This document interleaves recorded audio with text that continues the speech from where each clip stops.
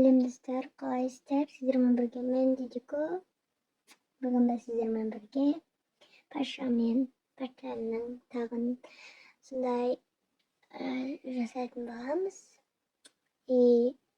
Мен жасап жатырмын да.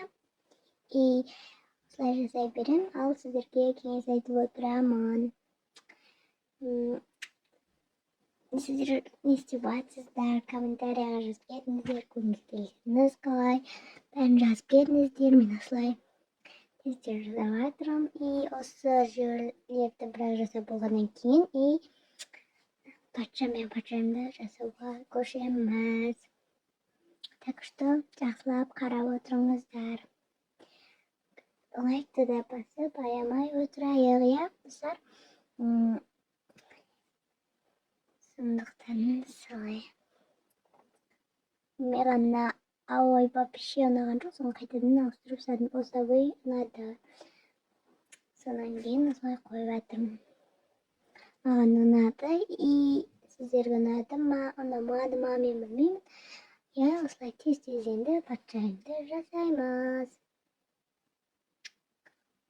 Мен осы жақта бірақ енді жасадым ғой, енді сондай Патша мен Патшайым деген кино түсірейін ба қалай. Егер сол кино шықсын десеңіздер, осы видеоның астына лайк жинайық. Сол кезде точно Патша мен Патшайым деген кино шығатын болады.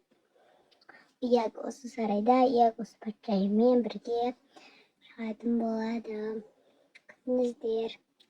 10 лайк жинасаңыздар, әрине тез шығу үшін 10 лайкты тез жинап салайық, иә достар.